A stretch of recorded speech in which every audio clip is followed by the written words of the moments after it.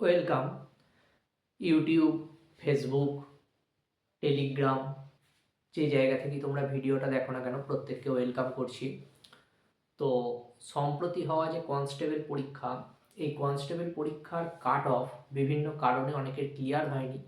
মূলত যারা মাঠের জন্য ডাক পায়নি, এরকম কয়েকজনের সঙ্গে আমি কথা বলছিলাম যাদের কাট অফটা ক্লিয়ার হয়নি, তারাই জানিয়েছিল যে তাদের পরীক্ষার কাট অফটা ক্লিয়ার হয়নি।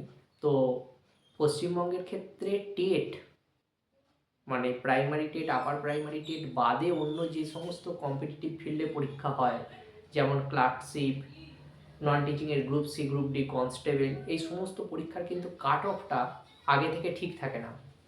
টেটের ক্ষেত্রে থাকে কখনো 82.5 থেকে 90-এর মধ্যে, কিন্তু বাকিগুলোর ক্ষেত্রে কাট অফটা কয়েকটা জিনিসের উপর নির্ভর করে।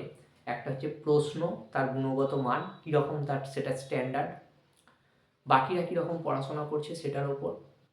তারপর তো এই দুটোই মূলত নির্ভর করে। তারপর কতজন পরীক্ষার্থী থাকে, কতগুলো ভ্যাকেন্সি থাকে, এগুলোর উপরও কাট অফটা নির্ভর করে। তো এক্ষেত্রে দেখা যাচ্ছে কয়েকটা কারণ আমি বলি কাট অফটা ক্লিয়ার না হওয়ার, তারপর আমি আসছি বিস্তারিত।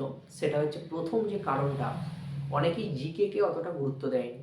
তো আমার নিজের সাবজেক্ট জিকে বলে এই ভিডিওটা করছি এরকমটা নয়, তোমাদেরকে এটা বলার যে আপকামিং যে সমস্ত পরীক্ষাগুলো আসছে তাদের জিকেটাকে তোমরা বিশেষ গুরুত্ব দাও, কারণ জিকের যে নাম্বার সেটা দেখবে আগের থেকে বর্তমানেতে একটু বাড়ানো হয়েছে। মোটামুটি 100 নম্বরের পরীক্ষা হলে 40 নম্বর জিকে থাকে। জেনারেল সায়েন্স আলাদা ব্যাপার, আবার জিকে মোটামুটি থাকে। দ্বিতীয় কথা, অনেকে পড়ার নতুন পরীক্ষার জন্য প্রিপারেশান নিচ্ছ আপকামিং ভ্যাকেন্সির দিকে তাকিয়ে, তাদের জন্যই মূলত এই ভিডিওটা।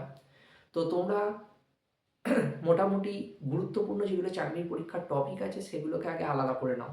যেমন যদি ইকোনমিক্সের উদাহরণ দিই, যেটা কম্পিটিটিভের চ্যাপ্টারে আছে, সেখানে ভারতের পঞ্চবার্ষিকী পরিকল্পনা থেকে যত প্রশ্ন আসে, ন্যাশনাল ইনকাম থেকে কিন্তু তত প্রশ্ন আসে না, এটা প্রধান কথা।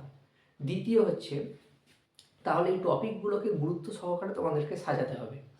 সাজিয়ে নিলে তোমাদের আপকামিং যে সমস্ত পরীক্ষা আসছে সেই সমস্ত পরীক্ষার ক্ষেত্রে সুবিধা হবে, অন্তত জিকের ক্ষেত্রে। আর মক টেস্ট অ্যানালিসিস তো করতেই হবে। তো যদি তোমাদের এই ভিডিওটা ভালো লেগে থাকে, চ্যানেলটাকে সাবস্ক্রাইব করবে, যদি ফেসবুকে হয় একটা লাইক করে দেবে। এর পরের ভিডিওয়ে আমি তোমাদের জন্য, যদি তোমাদের লাইক এবং সাবস্ক্রাইব থাকে, আমি তোমাদের জন্য সেই চ্যাপ্টারগুলো নিয়ে আসবো যে 90টা বা 87 থেকে 90টা চ্যাপ্টার আমি ফলো করেছিলাম মূলত এই পরীক্ষাগুলো দেওয়ার আগে।